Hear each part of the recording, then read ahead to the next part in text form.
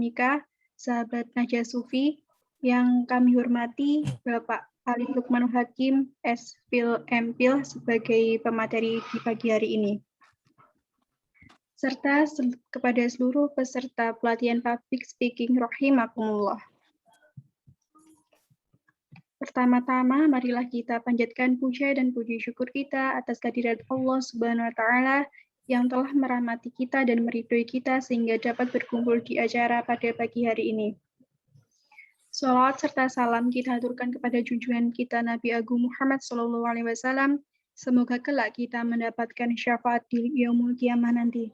Amin, amin, ya rabbal alamin. Terdapat sebuah pepatah yang mungkin tak asing lagi buat kita semua, yaitu tak kenal maka tak arufan. Untuk itu, izinkanlah saya memperkenalkan diri terlebih dahulu kepada sahabat-sahabati semua. Perkenalkan, nama saya Syam Asmaul Solihah, mahasiswa Ilmu Ekonomi Angkatan 2019 dan sekarang sebagai pengurus PMI Rayon Fakultas Bisnis dan Ekonomika Universitas Islam Indonesia. Saya di sini hadir sebagai moderator pada acara pada pagi hari ini, dan juga pemateri kita pada pagi hari ini adalah seorang dosen muda dan juga sangat berpengalaman. Beliau bernama Bapak Ali Lukmanul Hakim, S.Phil M.Phil. Kita juga, biar lebih akrab gitu ya, dapat memanggilnya Bapak Alif.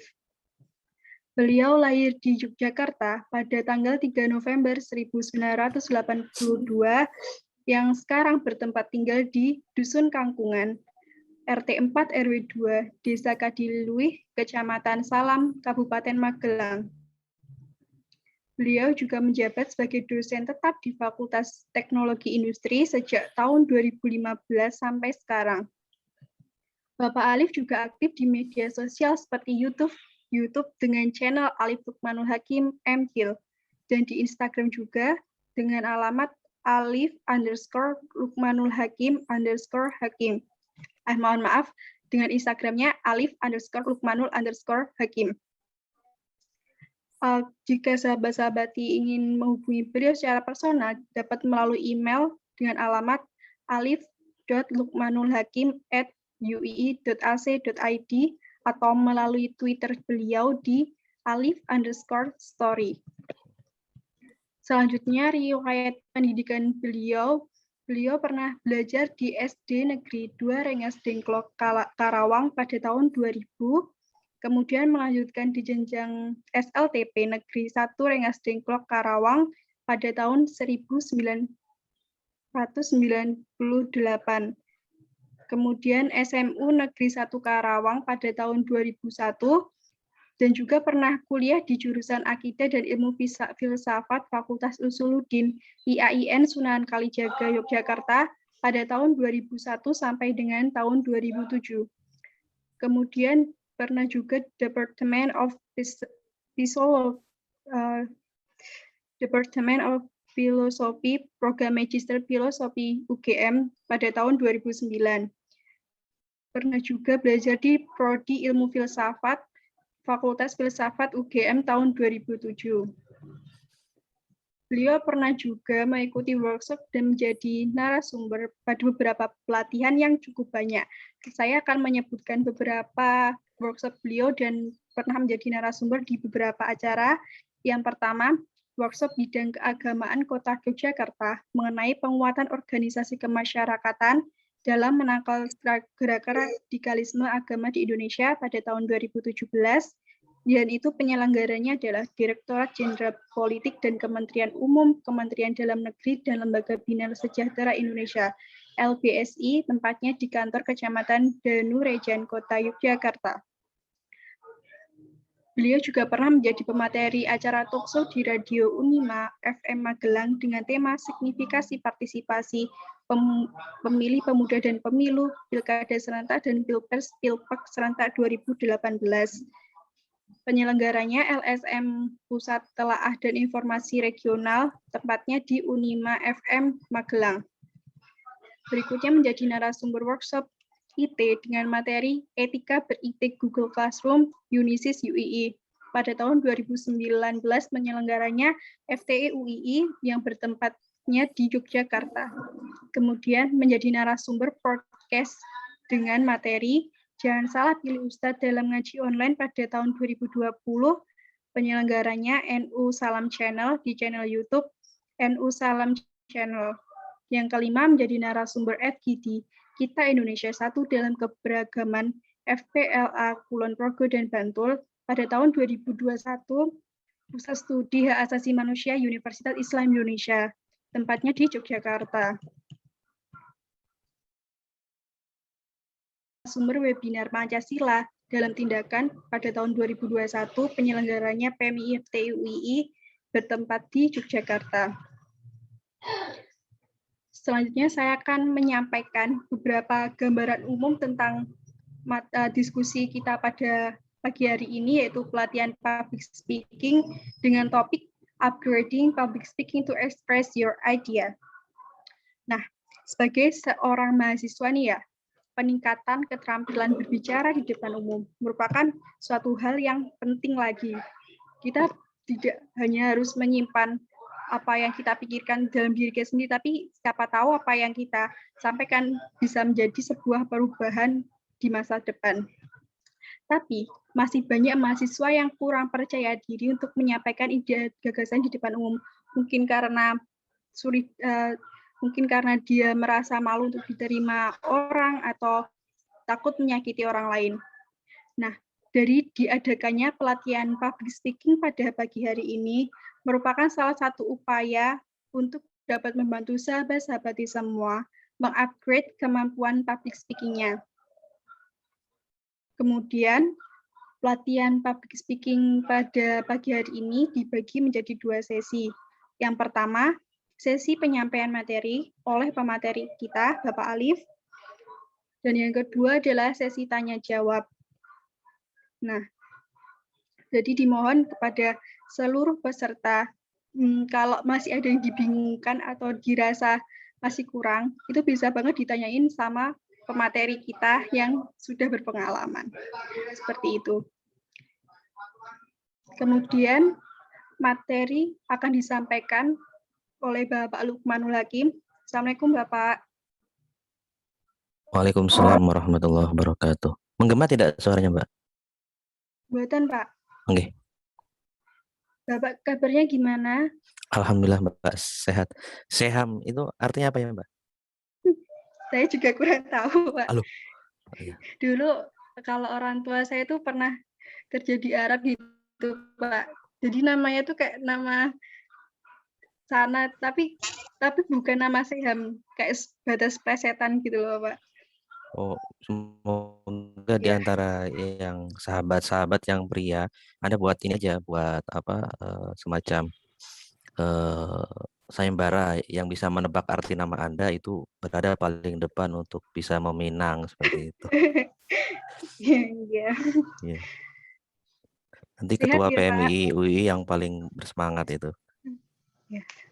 Guyon ya Mbak, guyon. Iya Pak.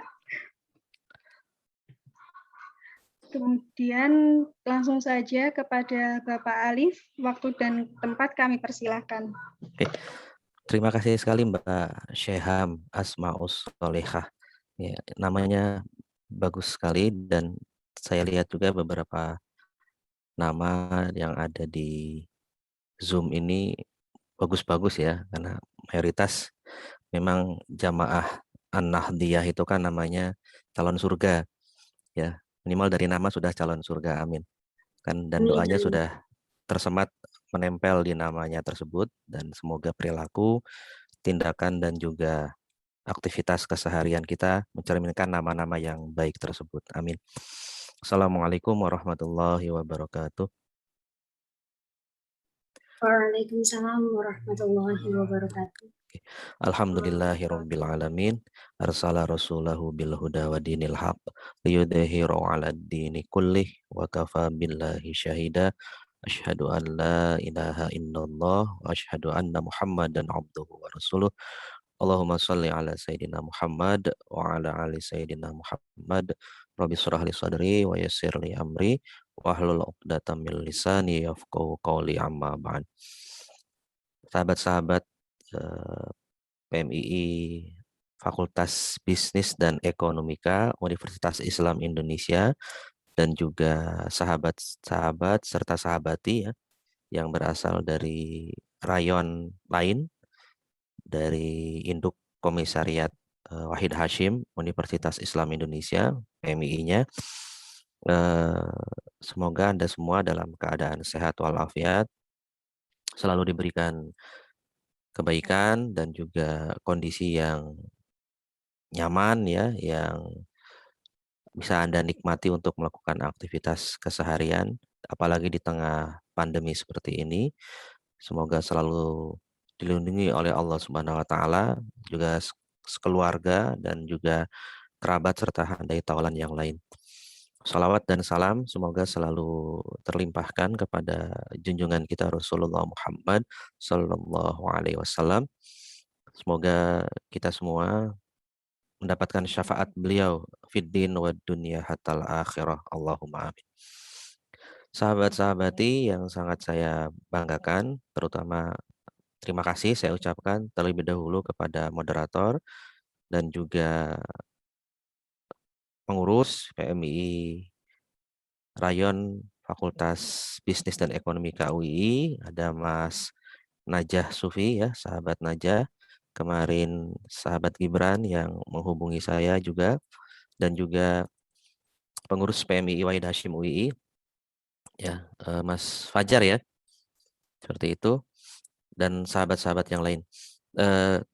Senang sekali saya bisa bertatap muka secara virtual dengan sahabat-sahabati semua dalam pelatihan public speaking ini, karena ini sangat penting sekali untuk bersama-sama kita saling berbagi, saling transfer of knowledge ya, dan juga transfer aktivitas-aktivitas kita dalam keseharian, dalam kehidupan kampus, dalam kehidupan organisasi, yang itu tidak pernah terlepas dari yang namanya berbicara, ya, tidak pernah terlepas dari yang namanya berbicara di depan publik atau kita kenal sebagai public speaking. Ya.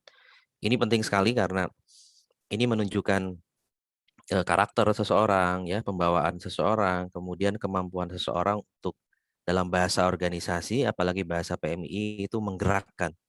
Ya, kita mampu menggerakkan orang lain, kita mampu menggerakkan the others ya dengan apa yang kita sampaikan atau melalui apa yang kita sampaikan. Apalagi ide-ide besar ya yang bertipikal progresif, transformatif ya, itu kan nilai dasar pergerakan kita PMII ya. Kita harus menjadi seorang mahasiswa negara yang Islami tentunya, tapi juga progresif dan transformatif. Dan itu menuntut kita untuk kemudian mampu menjadi aktor penggerak ya bagi terjadinya perubahan sosial ya, perubahan moral dan juga perubahan kapasitas intelektual di antara kita pun juga orang-orang di sekitar kita serta masyarakat secara umum.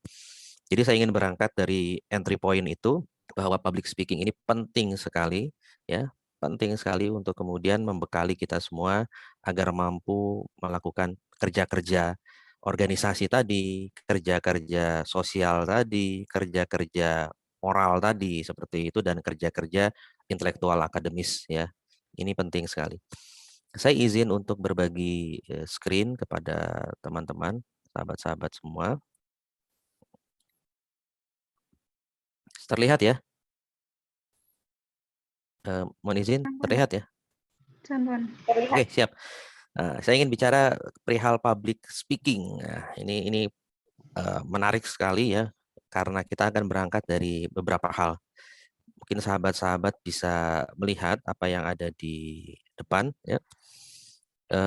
Tentang rasa takut ya. Saya mulai dari yang paling biasa ya, yang biasa dari nomor 15 sampai ke nomor 1. Ini bagi saya ini Anda boleh bersepakat atau tidak, atau bahkan Anda siapa tahu sesuai dengan ini.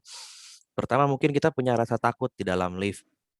Ketika kita masuk lift untuk pertama kali, atau mungkin kita punya fobia di dalam sebuah ruangan yang kedap, tidak diketahui di luar seperti apa, dan orang tidak tahu kita di dalam bagaimana.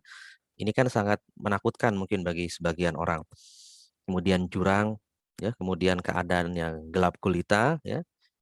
Sebagian kita kan seringkali ketakutan dalam keadaan gelap gulita. Mungkin ada yang takut buaya, ya. Apalagi mungkin yang putri-putri ini takut buaya darat, ya, hati-hati.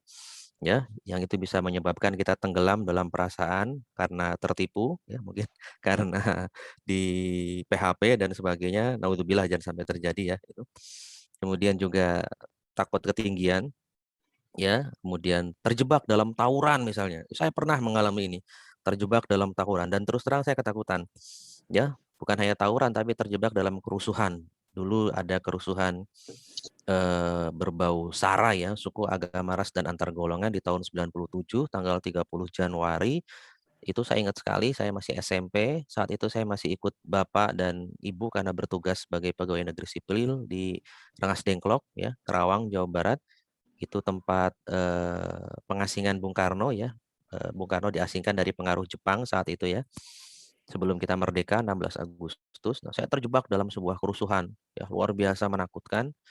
Itu membekas sampai sekarang, sampai hari ini, ya. Kemudian kita juga mungkin punya rasa takut ketika kita sebatang kara, ya. Kemudian tikus, mungkin ada yang takut sama tikus, ya. Ada yang takut miskin, ada yang takut karena sekarang masih jomblo misalnya, ya. Anda nggak usah khawatir dengan itu, nanti kita bisa buat lagi webinar yang lain, ya, menyikapi problem kejombloan misalnya gitu kan, bisa kita bahas secara sederhana. Takut dibully, ya. Kemudian takut akan kematian. Nah, ini bisa debatable ini kenapa ditempatkan di nomor 3, Anda bisa tidak sepakat dengan saya. Kemudian takut karena punya problem hutang ketika bertemu dengan orang yang menghutangi kita, mungkin kita sering menghindar, ya. Seperti itu. Kemudian ini yang seringkali jadi masalah bagi banyak orang dan sebagian kita. Jangankan untuk nomor 15 sampai nomor 2, itu paling menakutkan untuk sebagian orang itu adalah ngomong di depan orang banyak. Ini seringkali menakutkan, ngomong di depan orang banyak. Ya, kenapa demikian? Nah, kita akan bisa melihat nanti sambil berdiskusi, kenapa sih ngomong di depan orang banyak itu bisa menakutkan dan bisa sebegitu mencekam bagi kita, ya, itu, ya. Tapi saya ingin berangkat juga dari ini. Kenapa public speaking itu penting, ya? Kenapa public speaking itu sangat menentukan? Karena yang pertama, melalui public speaking kita bisa menyampaikan ide. Kalau Anda punya ide, Anda memiliki gagasan, pemikiran kepada publik, ya, itu akan dengan efektif dan respektif bisa kita sampaikan melalui public speaking. Yang kedua, dengan menguasai public speaking akan memiliki kesempatan luas di hadapan siapapun. Anda akan didengar, Anda akan diketahui oleh orang, memiliki sebuah kelebihan, baik melalui penyampaian Anda, ide atau gagasan yang ditawarkan, ya. Kemudian yang ketiga, kemampuan public speaking itu mendukung figur dalam kepemimpinan dan leadership. Jadi seorang pemimpin atau seorang leader atau seorang manajer, ya, dalam konteks manajer misalnya, itu akan betul-betul membuat figurnya menjadi diikuti, mampu menggerakkan secara masif, ya, itu didukung oleh kemampuan public speaking atau berbicara di depan publik. Kan Mohon itu maaf, mempunyai efek Pak. menggerakkan, ya. PPT-nya belum terlihat, masih di Oh itu, gitu. di Masya Explorer. Allah. Kok bisa ya? Sorry. Sekarang Sekarang sudah sudah, terlihat? Pak. Ya Sudah. Allah, ya. Kenapa ya? Suka begitu. Jadi gini ya, yang tadi ya, balik lagi. Tadi kan 15 hal tadi ini ya. Dari nomor 15 sampai nomor 1 yang paling parah itu ngomong di depan orang banyak. Ini bisa debatable juga dari 15 sampai nomor 2, tapi kita bersepakat bahwa untuk sebagian besar orang, untuk sebagian besar individu, itu ngomong atau berbicara di depan orang banyak itu jadi suatu hal yang menakutkan. Ya. Kembali ke mana Pak public speaking, kita lihat yang nomor 4 ya, tadi nomor 1 sampai 3 sudah. Dengan memiliki kemampuan public speaking, itu akan tumbuh rasa percaya diri dan menguasai diri dalam keadaan apapun. Jadi ketika Anda terbiasa memiliki kemampuan untuk berbicara di depan orang banyak, untuk menyampaikan ide, gagasan, ya, keinginan atau perspektif yang Anda tawarkan di depan publik, itu Anda akan melatih kepercayaan diri dan juga menguasai diri dalam keadaan apapun. Ya. Kemudian kita mulai dari hal-hal yang kecil dulu ya, kita breakdown satu-satu. Apa itu speaking ya? Kegiatan atau aktivitas penyampaian atau menyampaikan pesan berupa ide atau gagasan secara verbal, oral ya atau lisan seperti itu. Seperti yang sedang tadi Mbak Syeham lakukan, yang saya lakukan saat ini. Kemudian public speaking kalau begitu adalah bentuk komunikasi di mana seseorang pembicara dalam menghadapi audiens ya, dalam jumlah yang relatif banyak, lebih dari 2, lebih dari 3 itu kan sudah jamak seperti itu ya. Dan pembicaraan yang bersifat berkelanjutan, ada sustainability, ada diskusi, ada saling tanggap ya, ada input ya, masukan, ada perspektif yang kita terima dan sebagainya. Nah, tujuan dari public speaking itu adalah tadi menyampaikan informasi kepada audiens ya, menyampaikan gagasan, ide, perspektif, paradigma kita atau dalam konteks menghibur audiens ya, mempengaruhi dan mengarahkan audiens sesuai keinginan kita seperti itu. Manfaat public speaking yaitu mengurangi ketidaktahuan atau kekurangan dari audiens yang mendengar kita ya. Kemudian bagi kita ya, itu juga mengurangi tekanan. Karena dengan terbiasa berbicara di depan publik, karena dengan terbiasa ide-ide kita itu diterima dan gagasan-gagasan kita itu dilakukan oleh orang lain, itu bisa mengurangi tekanan ya bagi kita. Bisa memperbaiki hubungan, misalnya ada satu hal yang terhambat, tersumbat, atau ada gridlock dalam sebuah hubungan organisasi dengan yang lain seperti itu bisa dalam konteks memperbaiki hubungan. Karena kemampuan public speaking include ya, inherent melekat di dalamnya juga kan kemampuan lobby, diplomasi ya, bagaimana kemudian mediasi dan sebagainya seperti itu. Kemudian juga manfaatnya untuk memahami permasalahan ya. Ketika ada penyelesaian terkait konflik dan sebagainya, kemudian menyelesaikan masalah ya. Nah, faktanya problemnya adalah tidak semua orang itu terlahir sebagai seorang pembicara atau orator. Tidak semua orang itu memiliki kemampuan untuk menjadi pembicara yang handal, untuk menjadi seorang public speaker yang luar biasa, untuk menjadi seorang penyampai ide atau gagasan yang bisa diterima dengan mudah. Ini faktanya seperti itu. Ya. Dan juga ada anggapan bahwa kesuksesan seseorang dalam beretorika atau berbicara itu hanya karena melekat dalam dirinya bakat alami. Nah, ini sebetulnya anggapan yang tidak tepat. Oh, dia bisa berbicara, oh dia mampu menggerakkan, oh dia punya kemampuan untuk merubah persepsi orang dan perspektifnya digunakan oleh orang lain, itu karena dia punya bakat. Ya, di satu sisi itu melekat, orang punya itu. Tapi tidak semata-mata orang punya kemampuan retorika karena punya bakat alami. Tapi banyak orang juga bisa belajar. Kita ambil contoh Pak SBY.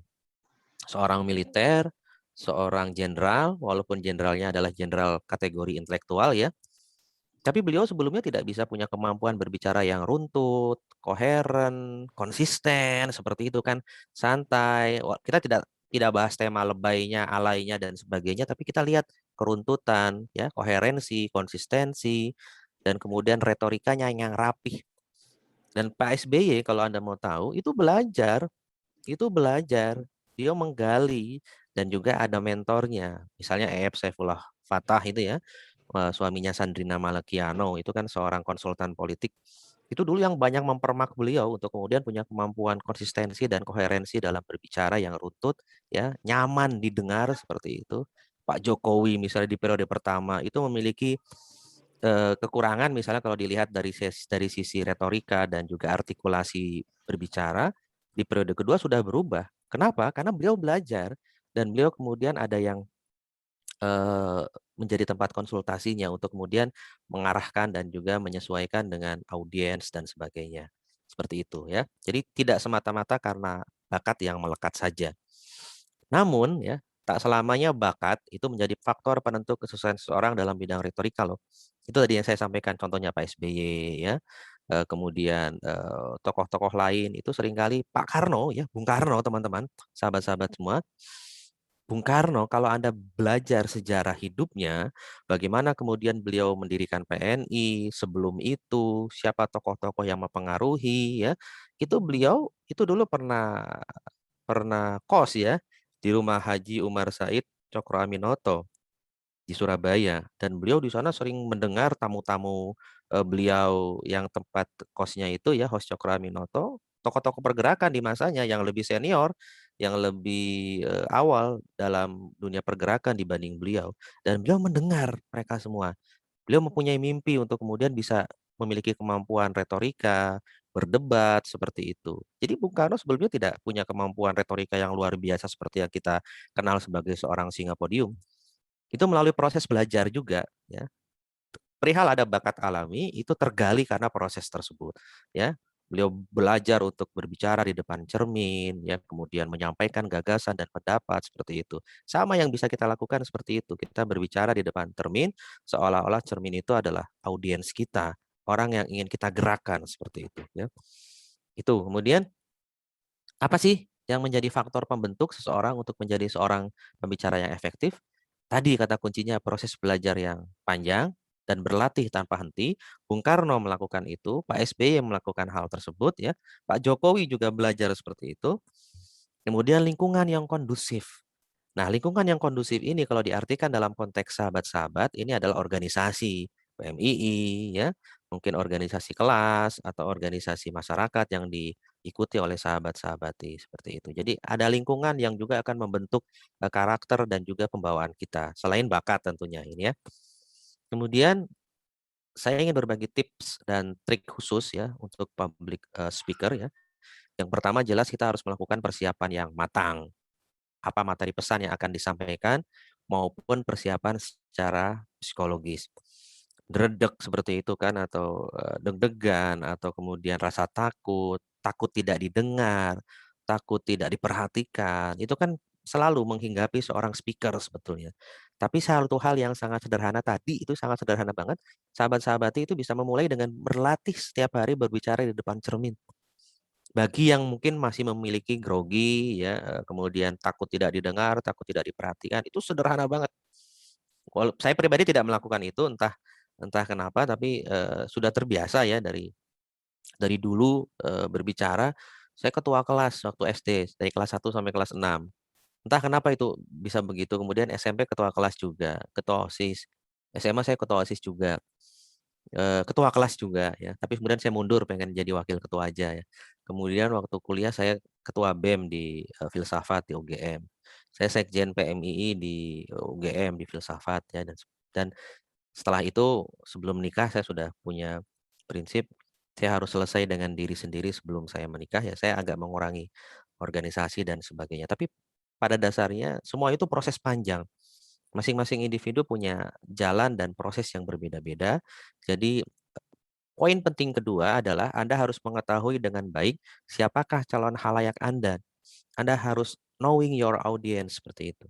Siapa sih audiens kita? Anda harus bisa melakukan mapping latar belakangnya. Anda bisa bertanya dulu pada penyelenggara yang mengundang Anda, atau ketika Anda memang inisiatif langsung berbicara di depan mereka, Anda sudah harus melakukan riset kecil-kecilan. Siapa yang akan ada di depan Anda itu penting. Karena akan membuat kita punya konsep ya, baik itu sifatnya dadakan, tapi Anda sudah punya konsep, oh berhadapan dengan yang demikian ini harus seperti apa, seperti itu. Kemudian berpikirlah atau yakinilah bahwa Anda harus menguasai semua pesan yang akan disampaikan. Bahwa Anda lah yang menguasai pesan yang akan disampaikan, yang lain tidak. Anda harus yakini dulu, ya, berpikir yakin di dalam hati bahwa apa yang Anda sampaikan, orang lain nggak ada yang tahu, hanya saya yang tahu. Ini info penting buat mereka. Jadi mereka harus betul-betul tahu info ini dan diyakini oleh kita inilah adalah info yang berasal dari saya saja, seperti itu. Itu penting melatih kepercayaan diri seperti itu. Kemudian yang berikutnya bersikap optimis bahwa ketika Anda diminta untuk berbicara, maka Andalah satu-satunya orang yang menguasai masalah termaksud. Paham ya? Jadi ketika Anda diminta berbicara, ketika Anda diminta menyampaikan pendapat, Anda harus membangun sikap optimis. Hanya saya yang tahu materi ini, hanya saya yang menguasai materi ini secara utuh. Yang lain kalaupun tahu mungkin parsial, setengah-setengah. Jadi itu membangun sikap optimis itu penting. Ya. Kemudian yang berikutnya jangan segan untuk bertemu pandang dengan halayak. ketika berbicara itu Anda pandangi satu-satu ya. Cuman sepintas-pintas, jangan karena ada yang cantik, ada yang bahenol, ada yang seksi, Anda lihat itu saja kan ya. Atau yang perempuan yang jadi pembicara Anda hanya lihat yang kayak Lee Min Ho atau Won Bin saja seperti itu kan jangan ya. Itu bisa kontraproduktif juga ya. Tapi kalau Anda punya niatan seperti itu harus dikelola dengan baik dan berhati-hati. Ada sesinya lagi seperti itu. Kemudian seringlah berlatih nafas, diafragma, nafas perut ini penting. Karena orator, karena pembicara, speakers itu kadang-kadang kan butuh intensitas yang makin meninggi atau kadang merendah seperti itu kan, atau kadang-kadang ada titik tekan di kata-kata tertentu. Nah, itu menuntut kita punya nafas dan juga kemampuan untuk kemudian berbicara tanpa titik dan tanpa koma dalam waktu tertentu untuk menekankan pesan-pesan tertentu itu penting ya. Dan juga senam mulut berbicara untuk seperti ini kan biasa Anda perlu sekali-kali kalau kayak gitaris itu kan seringkali kan yang gitaris itu kan latihan ya kalau ada yang gitaris tahu ya atau lihat Alif Bata itu saudara saya yang namanya Alif juga ada kan Alif Bata itu Anda bisa latihan grip gitu kan. Nah, kalau mulut ya Anda sering latihan apa ngunyah permen atau permen karet seperti itu kan bisa ya guna menghindari ketidaksesuaian pesan yang disampaikan oleh yang mendengar, takutnya ada salah omong dan sebagainya ya. Kemudian jangan malu untuk membawa teks atau catatan kaki, catatan-catatan kecil ya, outline kecil terutama apabila Anda sangat sulit menghafal data-data yang akurat. Akurasi data yang membutuhkan keakuratan dan ketepatan itu ya Anda tidak masalah bawa catatan ya, tidak masalah bawa outline kecil kayak PSBY itu kan sering bawa outline kecil kan?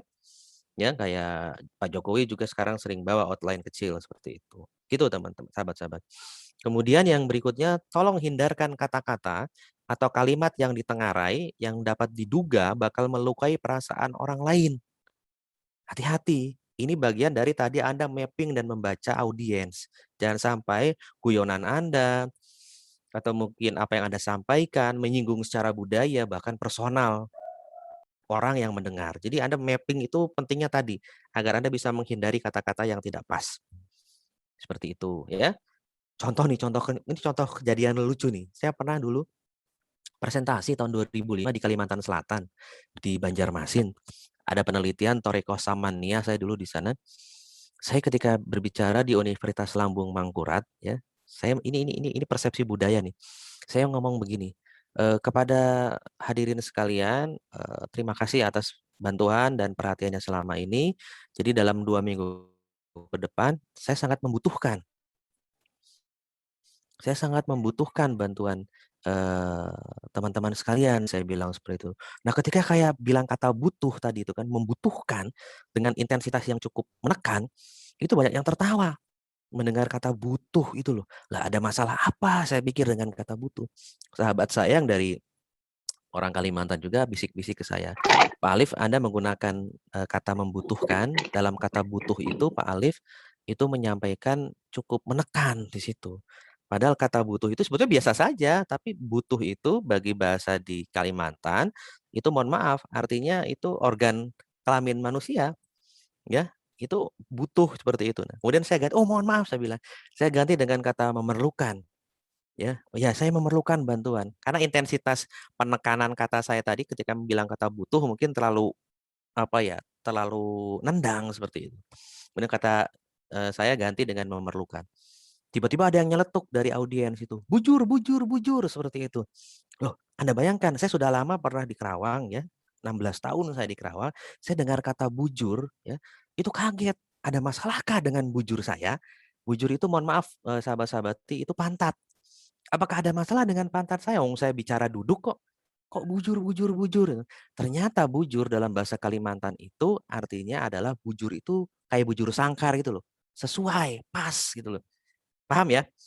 Ini hal-hal yang mengasihkan ketika kita berbicara, kadang-kadang kita akan ketemu dengan hal-hal yang seperti itu. Jadi hati-hati juga untuk menemukan hal-hal yang lain yang berbahaya. Ini kan nggak berbahaya, tapi malah jadi komunikasi budaya, karena persepsi budaya berbeda-beda. Saya kaget, saya duduk kok dibilang bujur, bujur, bujur.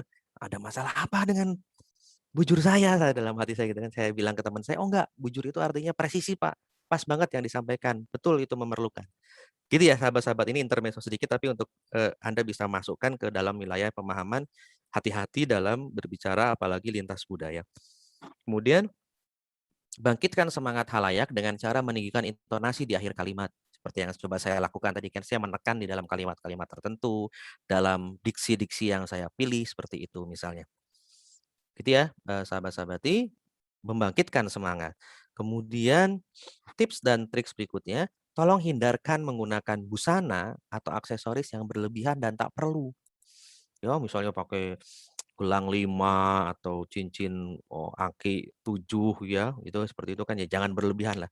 Pakai saja yang terbaik, misalnya pakai bacan atau pakai apa namanya, kalimaya 1 lah ya, kan apalagi itu menarik perhatian, warnanya boleh, tapi jangan berlebihan ya. Kemudian manajemen waktu yang baik dalam menyampaikan ide atau pesan kita ya. Kemudian detail dan on time.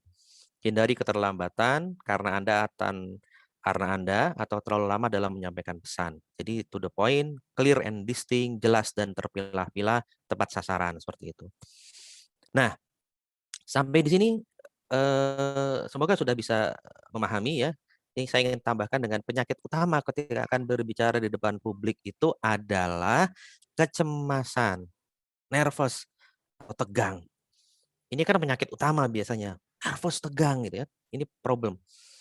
Gejala-gejala tertekan itu seperti apa? Detak jantung kita semakin cepat, seperti ketika misalnya Mas Gibran atau Mas Ketua PMI Wahid Hasyim nih mendekati calon tambatan hatinya, itu kan makin detak jantung semakin cepat.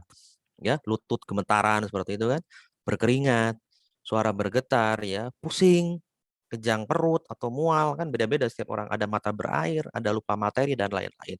Ini bisa terjadi kepada siapapun yang memiliki problem ketika mau berbicara di depan publik. Apa sih penyebab kecemasan? Bisa kita identifikasi, sahabat-sahabat. Pertama, baru pertama kali mengalami. Semoga yang kedua, yang ketiga, dan seterusnya tidak lagi seperti itu, ya. Atau suasana dan kondisi yang baru. Ini sebetulnya bisa diatasi, sahabat-sahabat, dengan cara begini. Anda mau diundang nih, ini karena kita online kan, kita risetnya kan bisa sedikit-sedikit ya, tanya siapa pesertanya. Contohnya saya tanya kepada Mbak Syaham, jumlah peserta kira-kira berapa Mbak Syaham? Mbak Syaham jawab sekian. Nah, kalau kita offline, luring atau tatap muka, Anda bisa melakukan riset. Coba misalnya akan diadakan di gedung mana, Anda lihat gedungnya. Oh, gedungnya ini. Anda buka pintu ruangannya, Anda lihat posisi kursinya, Anda lihat Anda akan berdiri di mana, akan berbicara di mana. Kemudian Anda harus tahu toilet. Jadi ketika Anda datang, Anda kebelet pipis dan sebagainya, ya Anda bisa tahu ke belakang di mana dan sebagainya. Jadi secara psikologis Anda atur ritme psikologi Anda. Ya, kalau offline, kalau luring bisa seperti itu. Duduknya di mana, kalau disediakan minum disimpan di mana, hal remeh-remeh itu penting.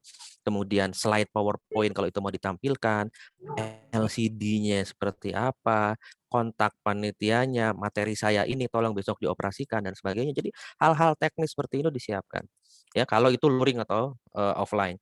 Kemudian penyebab kecemasan lain juga adalah karena merasa menjadi pusat perhatian. Ini mungkin bagi sebagian orang jadi masalah, ya. Padahal kita bisa kelola sebaliknya bahwa menjadi pusat perhatian itu mengasihkan loh, karena Anda jadi sentrum gitu ya.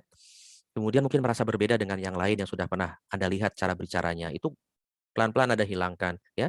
Trauma masa lalu misalnya ketika berbicara punya masalah ya, itu bisa dilatih lagi. Tidak siap tampil, nah ini problem persiapan, jadi harus disiapkan, jangan sampai tidak siap tampil seperti itu. Ya, kemudian bagaimana cara mengatasinya? Ya tadi, mempersiapkan dan melakukan latihan, mencari pengalaman, Anda lihat orang lain, Anda lihat di YouTube, Anda lihat acara-acara yang bisa Anda ikuti, Anda cari role modelnya, oh saya mau berbicara seperti yang ini nih, sepertinya mengasihkan dan kok bisa mempengaruhi dengan cara berbicara seperti itu, ya. Kemudian melakukan kegiatan fisik, ya olahraga, hal-hal yang bisa membuat Anda tadi latihan diafragma dan sebagainya itu penting, ya. Kemudian Anda harus menanamkan diri dalam diri, menganggap demam panggung adalah hal yang wajar, semua orang pasti pernah mengalami. Nah, ketika kita bisa keluar dari situasi itu luar biasa, ya. Kemudian yang berikutnya menganggap audiens tidak lebih tahu dari kita. Itu kata kunci loh sahabat-sahabat, bukan sombong ini, tapi pengelolaan optimisme diri dan kepercayaan diri. Audiens tidak lebih tahu dari kita, itu penting ya. Kemudian bagaimana cara meraih rasa percaya diri? ya lepaskan rasa sesal, jangan sampai Anda punya penyesalan sebelumnya ya. Anda harus bisa menggambarkan diri Anda itu seperti apa sebetulnya bagi diri Anda sendiri. Saya orang yang suka kalau didengar orang lain. Saya orang yang sangat suka kalau diperhatikan ketika berbicara. Oleh karena itu tadi Anda harus mengatur urutan pandang ya. Ada lihat satu-satu audiens Anda ya. Kemudian jangan takut gagal ya, karena itu tadi yang lain tidak lebih tahu dari Anda. Penampilan itu diutamakan, pilih pakaian terbaik, pilih aksesoris terbaik yang tidak berlebihan yang bisa Anda gunakan, dan mengingat semua sukses masa lalu yang pernah Anda alami. Kalau Anda punya kesuksesan itu Anda ingat, jangan traumanya, jangan hal-hal buruknya. Hal-hal yang pernah baik Anda lakukan dan pernah Anda hasilkan itu diingat. Itu menambah optimisme. Ya. Kemudian yang penting diperhatikan saat berbicara di depan publik yaitu variasi suara, intonasi, artikulasi, diksi, pilihan kata, ya, ekspresi wajah, kemudian bahasa tubuh itu penting.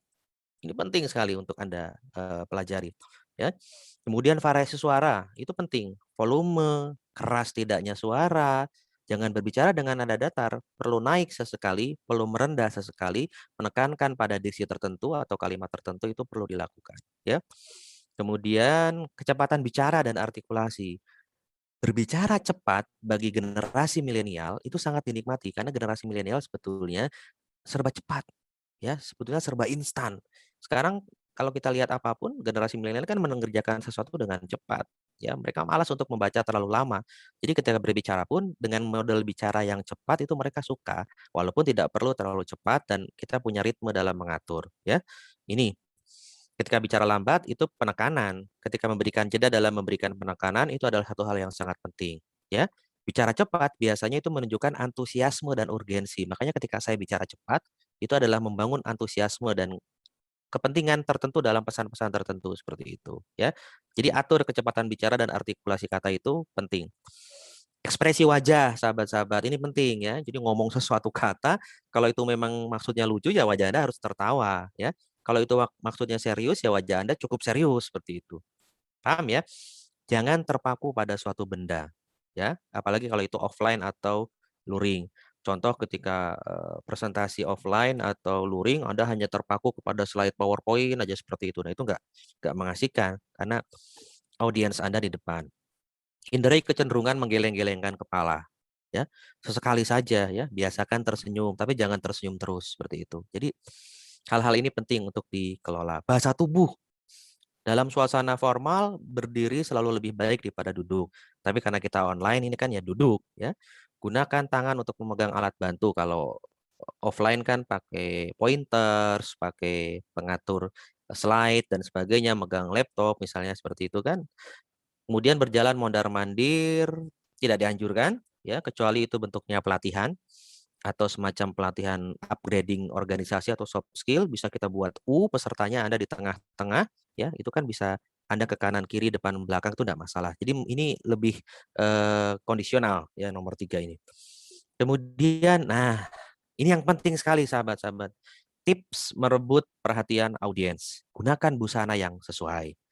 Ya, datang tepat waktu, gunakan alat audiovisual kalau itu offline ya, online pun sama kita harus main gambar, main huruf, main warna seperti ini kan. Kemukakan sasaran dan tujuan dengan jelas, kemukakan pendapat yang akan diperoleh oleh audiens dengan sangat baik seperti itu. Kemudian membuka presentasi. Saya maju ke awal nih, ya, dengan memberikan pujian tulus kepada audiens, ya. Contoh tadi, bagus sekali Mbak namanya. Wah ini teman-teman luar biasa sekali bisa hadir dan saya yakin nama-namanya juga nama-nama yang baik dan sebagainya. Awali dengan cerita, gitu ya. Mengajukan pertanyaan retorikal. Tadi kan saya bertanya retorikal itu kan, Mbak Seham, kok bisa namanya Seham artinya apa dan sebagainya dijawab ya. Jadi ada hal-hal baru yang itu bisa menjadi pemantik sebetulnya ya. Kemudian mengutip pendapat orang bijak bisa dilakukan ya. Kemudian memberikan pertanyaan misterius ya seperti itu atau menceritakan lelucon dan lain-lain. Tadi kan saya menyelipkan lelucon dan itu kenyataan yang saya alami misalnya di Kalimantan Selatan dan sebagainya. Itu bagian dari kita membuka presentasi. Jadi jangan terpaku dalam satu titik, dalam satu slide PowerPoint. Nah, tapi kita harus mengembangkan itu dengan sangat atraktif seperti itu. Kemudian bagaimana yang berikutnya adalah menutup presentasi dengan mengesankan. Membuat ringkasan yang baik, membuat kutipan yang tepat, ya, pernyataan yang bisa memotivasi, tantangan untuk segera bertindak, lelucon yang relevan, mengulangi manfaat, meminta audiens meneriakkan slogan tertentu misalnya kan, seperti itu. Nah, ini penting untuk dilakukan. Nah, ringkasan yang bisa kita peroleh dari apa yang saya sampaikan hari ini adalah sahabat-sahabat, sahabat-sahabati jangan takut dengan berbicara di depan publik, karena pada dasarnya saya yakin sahabat-sahabat adalah seorang organisatoris karena sudah terlibat organisasi dan berbicara di depan publik itu sangat inline, relevan, kompatibel, cocok dengan kehidupan organisasi sahabat-sahabat. Jadi saya rasa itu bisa dilatih, bisa digali, ya, bisa dikembangkan bakatnya jika sudah ada, bisa dilakukan dengan cara misalnya saat ini online, Anda bisa memberikan materi pelatihan di YouTube, ya, di Instagram dan sebagainya, ya. Kemudian saya tak pernah lupa untuk mengutip satu perkataan dari seorang filsuf terkenal ya, Plato namanya.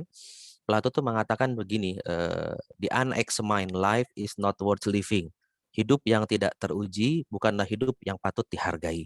Jadi ketika Anda punya kesulitan, ketakutan untuk berbicara di depan publik, itu adalah ujian. Dan Anda bisa melewati ujian itu dengan menjadikannya sebagai tantangan. Ya, karena tantangan bukan rintangan. Karena rintangan itu kan kita nggak mau lewat, tapi kalau tantangan kita bisa menyikapi, kita bisa melakukan cara-cara tertentu untuk menghadapi tantangan tersebut. Jadi saya rasa berbicara di depan publik satu hal yang penting, sahabat-sahabati perlu untuk melakukan itu terus, karena inline dengan pekerjaan, aktivitas, apalagi besok sahabat-sahabati ada yang jadi PR di perusahaan, ada yang jadi seorang akuntan publik, ada yang jadi seorang motivator, mungkin jadi pemimpin daerah, mungkin jadi bupati, atau ibu bupati, atau mungkin istri pejabat, seperti itu kan. Jadi banyak hal yang bisa dilakukan dengan berbicara di depan publik. Saya rasa itu sahabat-sahabati yang bisa saya sampaikan secara sederhana tentunya. Mohon maaf kalau ada kesalahan dan kekurangan. Saya juga anggota LKMD, Mas Najah ya, tapi bukan Lembaga Ketahanan Masyarakat Desa, tapi lebih kurangnya mohon dimaafkan ya. Juga LKMD yang lain kali mohon diundang kembali. Gitu, terima kasih. Wallahul muwafiq ila aqwamit thoriq. Wassalamualaikum warahmatullahi wabarakatuh. Waalaikumsalam warahmatullahi wabarakatuh. Waalaikumsalam Materinya warahmatullahi wabarakatuh. sangat menarik ya, Pak. Amin kalau bisa. Nah, kepada seluruh peserta, apabila ada yang ingin ditanyakan atau ada sesuatu yang ingin dibicarakan, bisa melalui langsung di-on-kan audionya dan juga mengaktifkan videonya, atau juga bisa melalui kolom chat. Nah, sudah ada satu pertanyaan dari sahabat Najah Sufi. Monggo, Bang Sufi. Terima kasih kepada atas materi artinya dalam format kami Bang Alif terima kasih telah mengisi pelatihan public ini di rayon kami dan ekonomika. Pertama yang ingin saya tanyakan ialah bagaimana sih cara membangun mental, cara personality sebelum melakukan public speaking. Tadi kan sudah beberapa disampaikan seperti latihannya lewat kaca ataupun pengalaman dengan mengikuti beberapa organisasi dari sejak kecil, itu contohnya Pak Ali sendiri. Itu yang pertama, mental secara personal. Yang kedua, bagaimana sih reaksi kita ya, reaksi speaker, entah motivator, entah moderator di suatu acara besar di gedung misalkan, ataupun seorang pengusaha mementori beberapa rekan bisnisnya, kan banyak itu. Semuanya pasti include menjadi public speaker. Bagaimana reaksinya ketika orang itu tidak memahami atau suasana ruangan atau suasana forum itu menjadi sepi ataupun menjadi tidak kondusif dan sebagainya. Kira-kira ice breaking apa yang tepat ataupun ice breaking apa yang bisa mempengaruhi mereka supaya orang yang kita sampaikan itu bisa semangat dan mau nyambung lagi. Itu Pak. Kira-kira terkait gitu. Terima kasih Mas Najah. Pertanyaannya sangat fokus sekali ke masalah mental personality ya, dan juga hadap masalah ketika kita berhadapan dengan kenyataan kalau ternyata audiens misalnya seperti kurang memahami apa yang kita sampaikan seperti itu. Dan bagaimana dengan ice breaking atau kita memberikan jeda-jeda waktu-waktu guyon, humor atau pendingin suasana seperti itu ya. Gitu ya, Mbak Syaham, boleh saya jawab langsung atau dikumpulkan dulu? Monggo Pak, kalau dijawab Oke. langsung nggak apa-apa. Oke, makasih Mas Najah. Jadi mental itu kan terbentuk karena biasanya itu karena pembiasaan, karena terbiasa, karena kita menjadikan itu sebagai suatu hal yang wajar, ya, suatu hal yang sudahlah kita anggap itu sebagai kenyataan yang tidak bisa kita hindari, bahwa berbicara di depan publik, di depan orang lain, itu walaupun begitu kita hindari, mesti ada satu waktu kita perlu dan harus melakukan itu, ya. Itu yang pertama. Kemudian mental ini terbangun juga karena pembiasaan-pembiasaan yang sifatnya dadakan. Ya, kadang-kadang penting loh untuk kemudian jika kita berusaha tampil, berusaha untuk muncul ya dalam sebuah pelatihan misalnya eh, pelatihan soft skill atau pelatihan digital skills dan sebagainya sekarang sangat banyak di mana-mana itu. Apalagi kalau luring kan biasa tuh motivator atau instruktur akan berbagi pengalaman, kemudian mencoba untuk menggali ya, melakukan pendalaman dengan bertanya ke satu, kemudian yang berikutnya dan sebagainya. Nah, di saat itulah kita kan terbiasa untuk menyampaikan pendapat, menyampaikan apa yang kita alami dan sebagainya.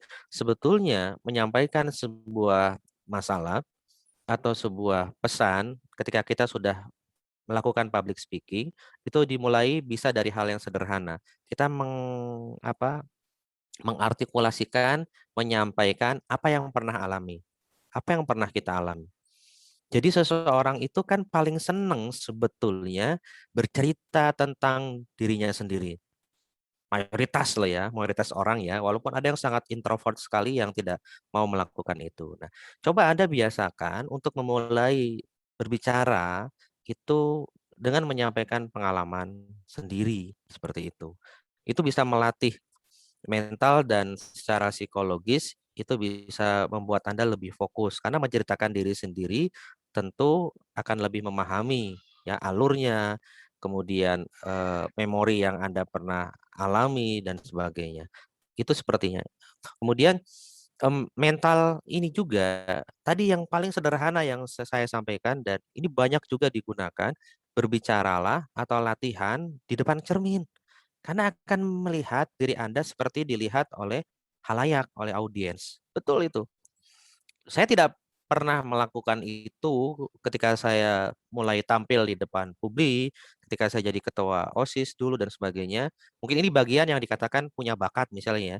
Tapi ketika saya coba latihan, mungkin di waktu-waktu belakangan ini atau mencoba di depan cermin, ternyata benar eh, perasaan di depan cermin atau intensitas yang kita alami itu selayaknya kita sedang dilihat oleh orang lain. Kan kita melihat gestur kita melihat raut wajah kita, ekspresi wajah kita, intonasi kata-kata kita yang kita sampaikan. Sambil ada rekam juga. Kan Anda bisa rekam pakai HP, ya kan? Anda bisa lakukan itu dan kemudian pelan-pelan Anda mulai upload di YouTube Anda, tapi di privat dulu kan Anda lihat sendiri hasilnya seperti apa kan. Itu bisa melatih mental. Kan di-upload di YouTube kan nggak semata-mata untuk publik ya, bisa di privat oleh Anda kan. Nah, itu menarik loh. Anda bisa simpan di video Anda, di HP dan sebagainya misalnya. Gitu. Ya, kemudian yang kedua pertanyaan yang bagus juga tadi, bagaimana ketika kita mendapati kalau statement apa yang kita sampaikan misalnya tidak dipahami, kok kayaknya tidak dipahami nih oleh audiens seperti itu. Ya kita perlu untuk kemudian menjernihkan, mendinginkan suasana dengan ice breaking dulu.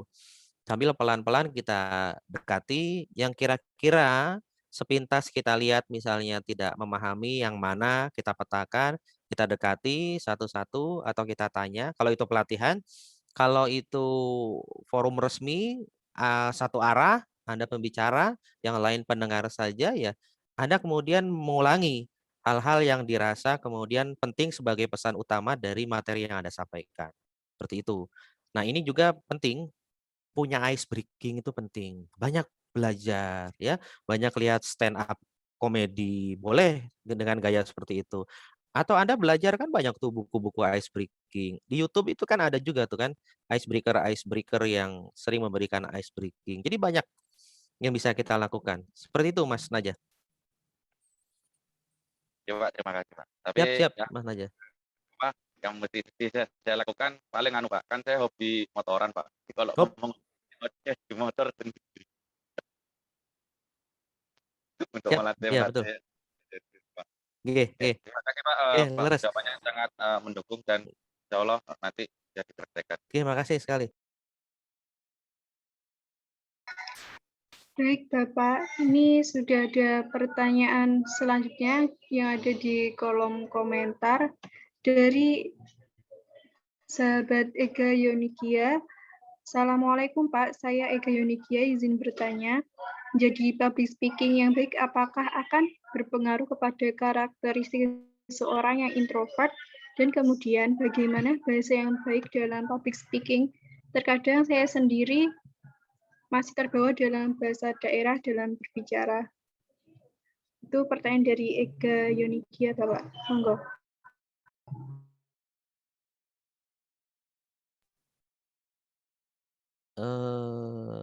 Mas ini ya?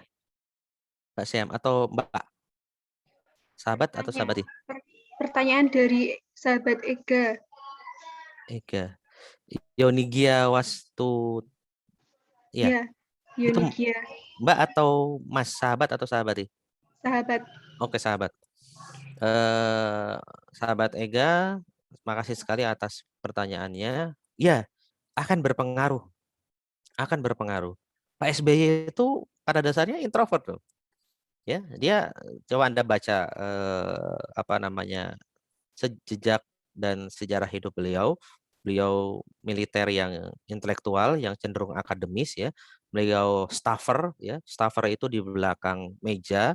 Beliau melakukan kerja-kerja pembangunan wacana atau kemudian memperbaiki konsolidasi internal. Beliau hanya sekali jadi komandan daerah militer ketika jadi Pangdam Sriwijaya. Ini saya ambil contoh Pak SBY, kenapa? Karena bukan saya pendukung Pak SBY, tapi karena sejalan dengan pertanyaan ini. Karena beliau cenderung seperti itu. Tapi ketika beliau kemudian menjadi kontestan capres, ya, mereka yang mendukung, yang mendorong untuk jadi capres, beliau melakukan upaya-upaya upgrading diri menjadi seorang public speaker yang baik.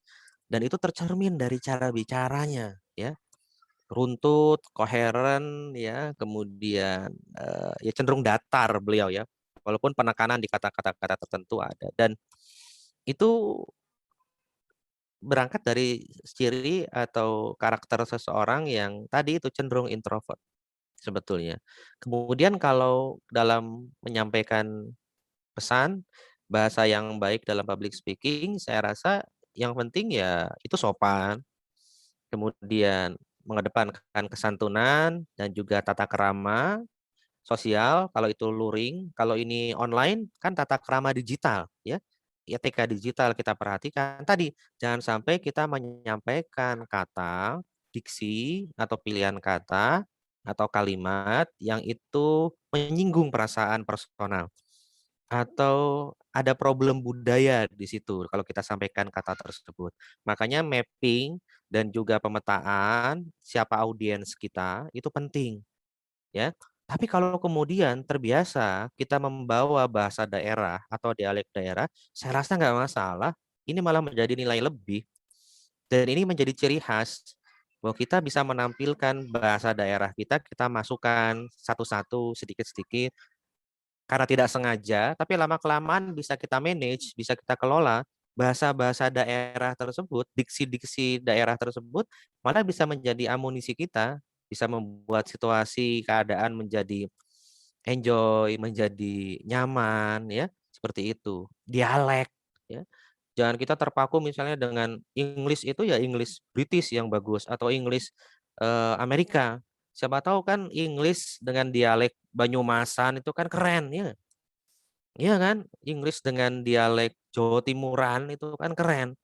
English dengan dialek Madura itu kan keren. Jadi jangan jangan khawatir dengan hal-hal seperti itu. Karena di masa global seperti ini saya rasa banyak orang, banyak negara itu kebingungan mencari identitas. Nah, kita yang punya banyak identitas kearifan lokal itu malah membiarkan identitas kita itu tidak kita munculkan. Jadi saya rasa dialek, diksi bahasa daerah itu penting sejauh proporsional. Dan itu bisa jadi amunisi loh, keren loh. Jadi bisa jadi pemecah kebuntuan, bisa menjadi pathfinder tadi itu kan, menemukan ruang-ruang baru bahwa oh ternyata kok ini ke aku ya audiensnya. Anda munculkan dialek-dialek itu. Yang sebelumnya itu karena tidak sengaja selalu muncul, tapi karena latihan dan pengalaman, bahasa daerah atau dialek itu bisa Anda kelola malah jadi pemecah kebuntuan. Paham ya maksud saya? Kan itu bisa bisa dipilah banyak loh. Yang lucu-lucu itu bisa kita sampaikan, malah jadi viral. Nah, kata kuncinya kan dalam sekarang kan konteksnya kan viral, tapi dalam hal yang positif, gitu loh. Gitu Mbak Syam. Baik, bagaimana sahabat Yunikia? Halo?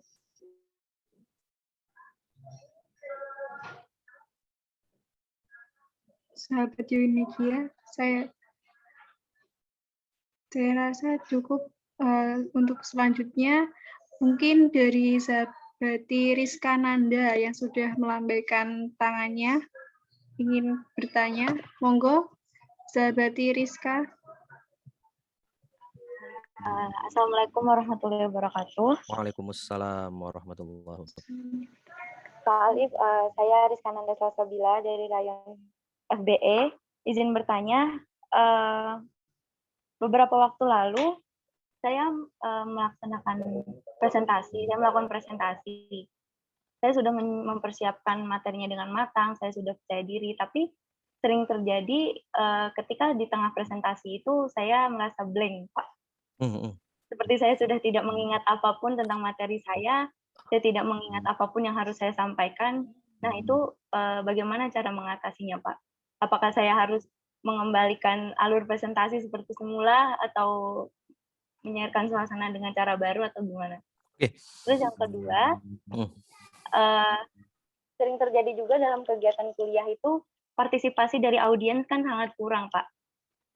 Nah, bagaimana caranya untuk meningkatkan partisipasi dari audiens dengan berdiskusi atau dengan melontarkan pertanyaan seperti itu? Terima kasih. Assalamualaikum warahmatullahi wabarakatuh. Waalaikumsalam warahmatullahi wabarakatuh. Boleh saya jawab, Pak Syaham? Boleh, Pak. Siap. Monggo. Makasih, Mbak Rizka ya. Oke. Itu ya, pada dasarnya sering dialami oleh banyak orang. Berarti kalau presentasi di kelas, konteksnya luring.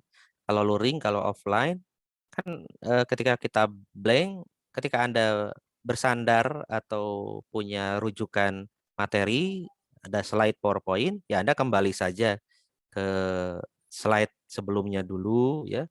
Atau ketika Anda memang berusaha untuk tidak lihat slide tadi, tiba-tiba blank, ya Anda kembali dulu kan ke slide, kembali dulu ke laptopnya, itu yang bisa dilakukan. Kalau online saya rasa kendali sangat optimal, sangat maksimal di tangan pemateri ya, di tangan presentator ya. Kan contoh saya kan, Anda tidak tahu yang ada di sini apa saja kan ya. Ya walaupun tidak ada apa-apa di sini ya. Tapi kalau Anda presentasi online kan kendali ada di Anda, materi di mana, apa yang Anda bisa simpan di depan Anda dan sebagainya. Itu kan masih dalam kendali Anda. Jadi Anda ketika blank dan sebagainya, Anda bisa mencari sebelumnya atau yang kemudian hilang itu apa. Tapi problem tadi, seperti yang tadi saya sampaikan terhadap pertanyaan Mas Najah, saya jawab tadi, kalau ada kemudian nampak ya ketidaknyamanan atau kemudian suasananya garing atau kemudian audien kok sepertinya tidak nyaman, kita bisa mulai melontarkan hal-hal yang bisa mendinginkan suasana. Anda harus punya jokes ya, atau guyonan-guyonan atau ice breaking tadi, atau yang minimal Anda bisa datangi satu orang atau dua orang dari sisi yang berbeda yang Anda lihat misalnya itu mengalami ketidaknyamanan atau tampak kok sepertinya nggak memperhatikan, tapi dengan pendekatan atau pertanyaan yang Anda lontarkan itu tidak menyinggung. Ya, misalnya ditanya, Mbak, hari ini yang paling disukai apa? Apa yang kemudian paling Anda sukai ketika Anda bangun tidur, misalnya kan? Apa yang kemudian menjadi harapan Anda di hari ini? Loh kok misalnya sebisa mungkin Anda berusaha untuk mencari jawaban, tapi dengan cara yang tidak menggali terlalu apa ya, semangat gitu, tidak, tapi pelan-pelan. Dan atau kemudian Anda komentari apa yang nampak dalam diri orang tersebut. Eee, Misalnya, "Wah, cantik sekali hari ini ya, Mbak. Kok bisa, Mbak, misalnya pakai jilbab dengan cara seperti itu? Itu tutorial hijabnya seperti apa?" Misalnya seperti itu. Jadi Anda cari-cari hal-hal yang bisa mendinginkan suasana, tapi dengan cara yang, eee, tidak berlebihan, tapi bisa mencairkan suasana. Kemudian kalau laki-laki misalnya kan Anda bisa lihat, "Mas, Anda kok diam saja misalnya sudah keren." Apalagi kalau bisa menyampaikan kira-kira apa sih yang bisa disampaikan, apa yang bisa dipahami dari apa yang tadi sudah saya sampaikan. Jadi hal-hal yang bisa mendinginkan suasana saja Anda lakukan seperti itu. Gitu Mbak Rizka.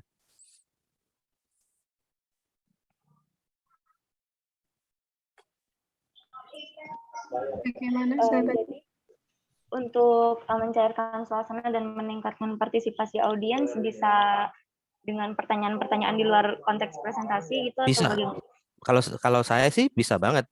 Tapi sekali lagi yang tidak menyinggung personal, kemudian tidak menyinggung sara, ya, atau hal Anda itu tadi loh, Anda harus punya modal, Anda harus punya amunisi, misalnya ada cerita lucu tentang hari ini, baik tentang Anda atau kejadian yang itu viral di hari ini, atau hal-hal yang kemudian itu bisa menjadikan suasana jadi fokus ke Anda lagi. Atau tadi Anda dekati secara personal dengan pendekatan yang wajar, Anda tadi tanya di dalam dirinya kan, "Oh, kok bisa cantik ya, bisa seperti itu." Kan senang orang dipuji kan. Nah, coba Anda tanya dengan cara guyon, "Gimana Mbak, caranya kok bisa pakai jilbab seperti itu?" Dan sebagainya. Jadi di sini kemudian harus ada quick thinking juga. Misalnya Anda sedang menyampaikan materi tentang branding sebuah produk misalnya kan. Nah, ini loh cara branding yang baik seperti Mbak ini. Mbak ini sudah bisa membranding dirinya dengan tampilan yang seperti ini ya. Jadi cepet-cepet kita harus punya punya quick thinking yang luar biasa juga dan itu terlatih biasanya. Itu Mbak Rizka.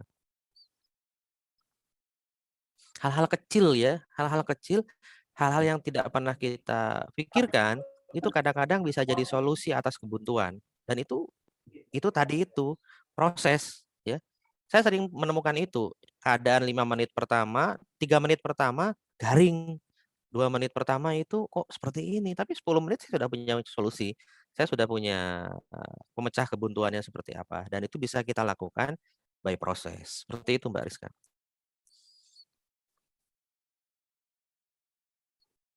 Halo, Mbak Rizka? Iya Pak. Siap, Ya Pak, baik. Terima kasih atas jawabannya Pak. sama-sama. Insya Allah semoga bisa saya terapkan untuk presentasi dan pembawa acara ke depannya nanti. Nah, sering bawa acara ya, MC ya? Ya untuk kampus yang baru ini ya Pak. Nah, kan MC, Master of Ceremony. Jadi Anda itu masternya, Anda itu fokusnya. Jadi apalagi kalau MC itu, wah, itu medan areanya luas. Anda bisa nembak audiens, Anda bisa, ya itu tadi punya modal banyak.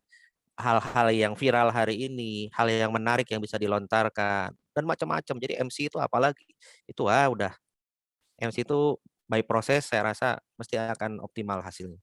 Gitu Mbak Rizka. Ya Pak, baik. Siap. Terima kasih Bapak atas Sama-sama jawabannya. Mbak Rizka. Selanjutnya Bapak, ini ada pertanyaan dari Sahabat Arya Gustira Harja, pertanyaannya gini, izin bertanya Pak, ada nggak sih teknik khusus menghindari dari belibet saat berbicara di depan umum, di depan publik gitu ya? Padahal kita sudah mempersiapkan semuanya seperti percaya diri, menyiapkan materi, tapi masih aja belibet saat berbicara. Seperti itu Pak. Oke. Ini berangkat dari mungkin yang minim ya jam terbang ya. Kita asumsikan minim jam terbang atau belum terlalu banyak bicara di depan publik.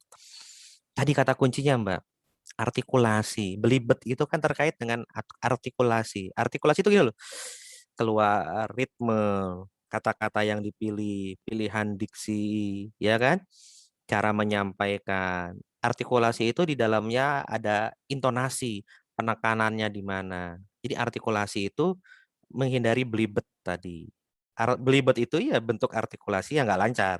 Nah, bagaimana caranya? Ya kembali saya menggunakan cara yang sangat standar dan mendasar sekali. Bagi yang minim jam terbang atau belum banyak berbicara di depan publik, bicaralah di depan cermin. Atau Anda kemudian lebih jauh dari itu, tidak cukup dengan cermin, padahal dengan cermin udah luar biasa loh ya. Anda tahu ekspresi wajah, Anda tahu gestur tubuh Anda tahu gerak mulut Anda, mohon maaf ya. Lebih dari itu Anda bisa mengundang saudara Anda di rumah, ya kan? Ini di masa pandemi ini kan banyak nih sarana latihan kita berbicara di depan publik. Sholat Idul Adha di rumah. Misalnya Anda yang khutbah, ya kan sholat Idul Fitri di rumah, Anda yang khutbah. Misal dalam keadaan zona yang sangat merah seperti itu. Nah, belibet itu bisa hilang karena latihan, karena pembiasaan, dan pilihan-pilihan kata yang digunakan itu kemudian clear and distinct disampaikannya, jelas dan terpilah-pilah seperti itu.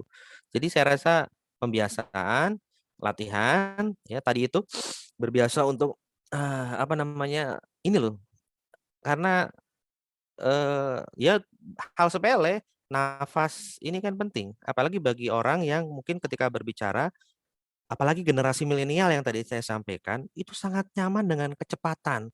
Betul loh, saya nggak bohong. Berbicara di depan YouTube, video pembelajaran, 10 menit, itu butuh tantangan luar biasa bagi mahasiswa-mahasiswa. Ya, bagi saya, agar diterima oleh mahasiswa-mahasiswa, bagaimana materi yang banyak bisa tersampaikan dalam waktu yang singkat. Berbicaranya perlu cukup cepat, tapi artikulasinya harus bagus.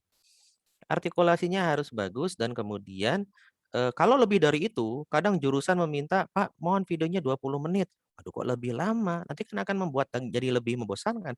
Ya kita yang harus bisa mengelola itu. Jadi pembiasaan tadi itu dari cara-cara yang standar dan juga latihan. Seperti itu. Saya rasa itu mutlak penting, apalagi bagi yang mungkin minim jam terbangnya, itu dalam artian untuk menambah jam terbang, kemudian pembiasaan tadi, latihan-latihan gestur tubuh, kemudian ekspresi wajah kita, itu bisa kita lihat di depan cermin. Itu standar banget seperti itu.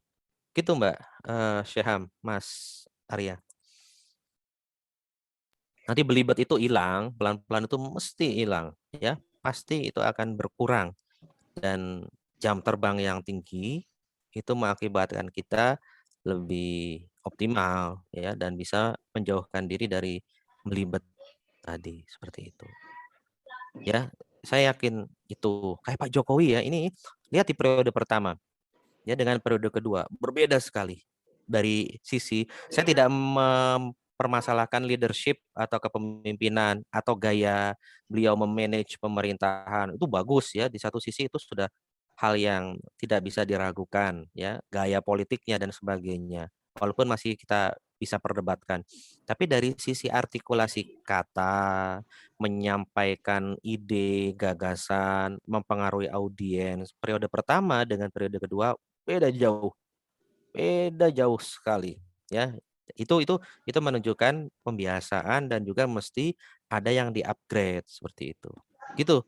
Kan ada orang yang konsepnya kuat, gaya memimpinnya kuat, leadership-nya mantap, tapi kan oral, verbal mungkin bermasalah. Ya, itu kan butuh latihan dan pembiasaan. Begitu Mbak. Baik, terima kasih Pak. Bagaimana sahabat Arya?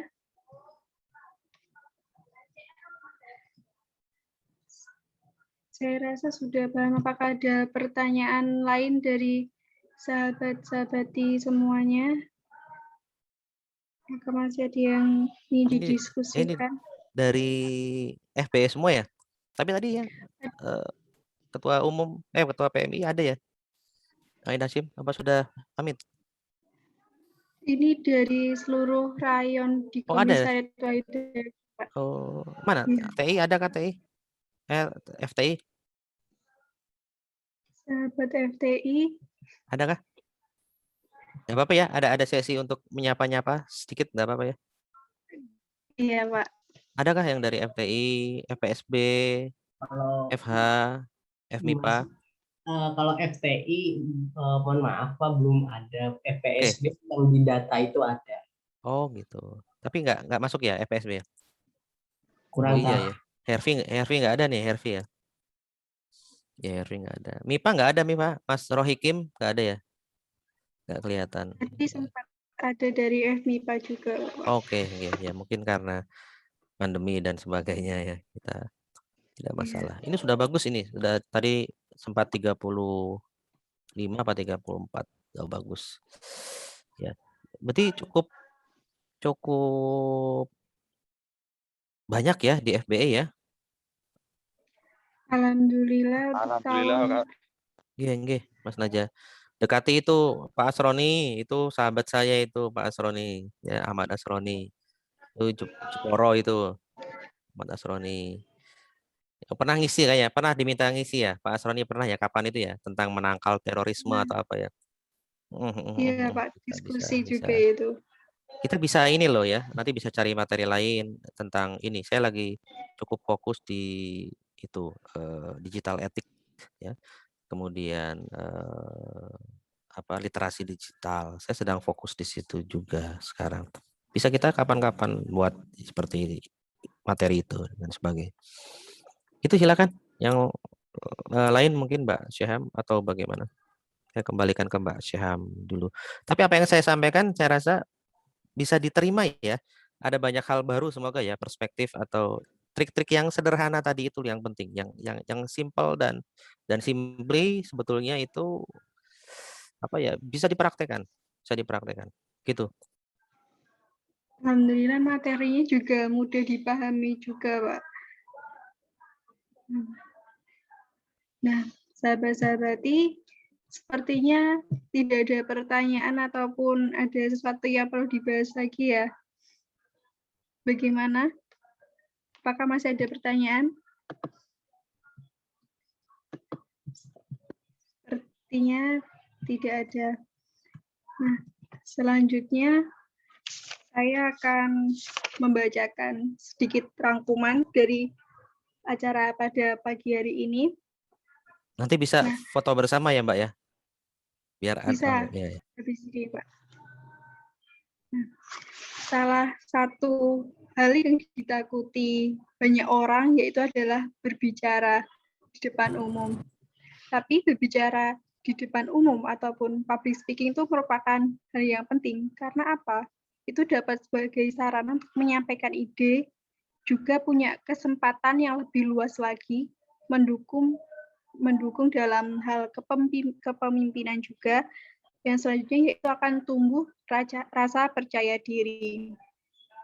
Nah, manfaatnya sendiri dari public speaking ini adalah mengurangi ketidaktahuan, mengurangi tekanan, memperbaiki hubungan, memahami masalah, dan juga menyelesaikan masalah. Nah, dalam berbicara di depan umum, kita tuh tidak perlu takut, karena kita sudah ada di dalam organisasi ini, yaitu organisasi PMII, khususnya rayon FBE UII, yang sangat erat dengan berbicara di depan umum. Nah, selain mengikuti pelatihan seperti ini, kita dapat juga mengasah kemampuan kita dalam berdiskusi di tempat ngopi ataupun berdiskusi online, seperti itu, sahabat. Nah, ada sebuah kutipan, berbicara di depan umum, di depan publik ataupun umum merupakan sebuah tantangan. Maka cobalah tantangan tersebut, maka kamu akan mendapatkan hal yang baru. Seperti itu, sahabat.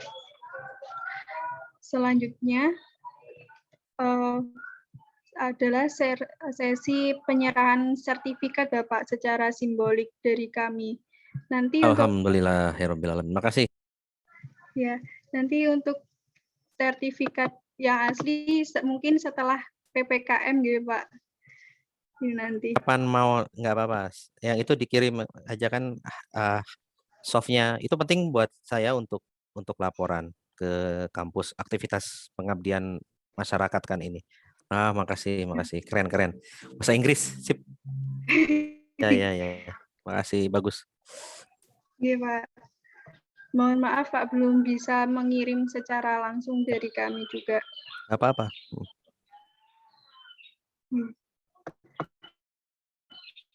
Mungkin selanjutnya sesi foto bersama.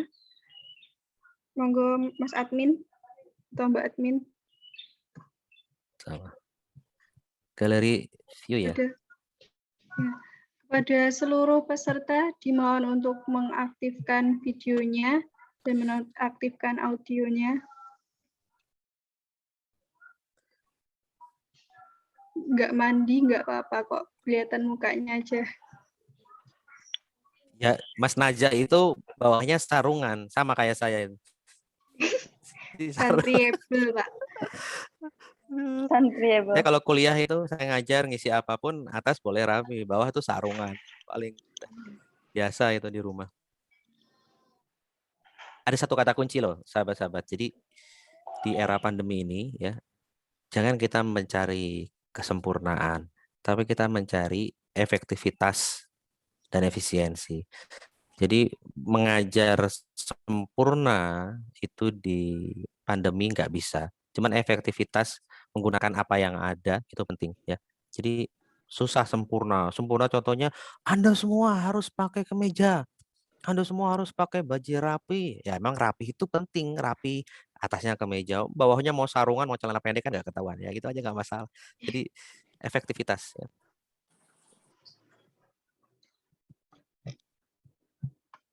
Bagaimana sahabat panitia, apakah sudah?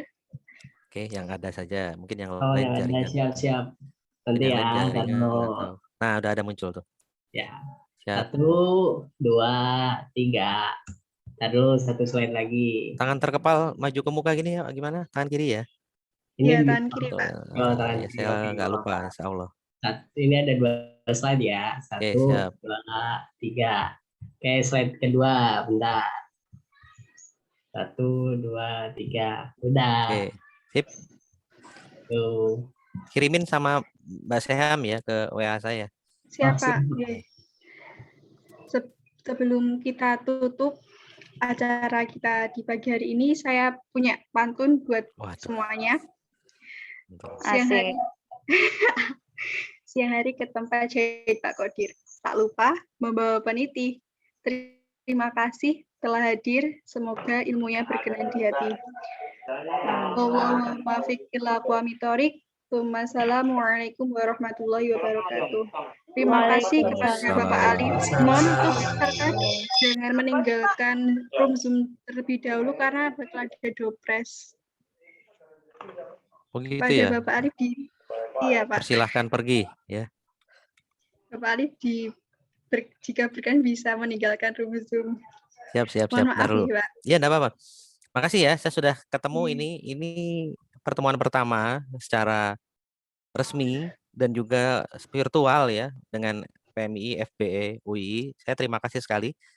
12 tahun saya di UII, saya kurang paham PMI FBE berdirinya kapan, tapi waktu saya dulu masih bersedia ngajar di FBI 2010 sampai 2012, karena jauh dari rumah saya kan. Saya males kalau offline itu ini kali pertama saya bisa bertemu dengan FBE UI PMI. Jadi makasih ya. Mungkin ada waktu-waktu lain nanti bisa kita ketemu.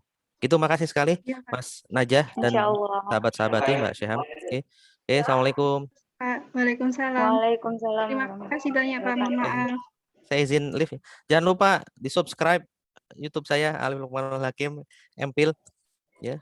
Itu Ya, YouTube Pak. kedua. Ya, Karena Pak. YouTube Ya, yang Pak. pertama, ini saya ketik dulu di chatroom nih. Ini saya minta nih. Karena yang YouTube pertama saya itu sudah 1087 subscribernya, jam tayangnya sudah 3100, itu hilang kena hack ya di minggu ketiga Ramadan kemarin. Nggak tahu siapa itu nggak bisa balik lagi. Ini saya baru buat lagi nih. Ya, gitu ya. Makasih ya. Oke, jangan lupa itu. Waalaikumsalam. Waalaikumsalam, terima kasih Bapak. Ya. Nah, sahabat-sahabat di semuanya, ini ya bakal ada dopres dari sahabat pengkajian FBE UII, tapi Asik. ada syarat dan ketentuan berlaku. Nah, doorpresnya sendiri nanti tuh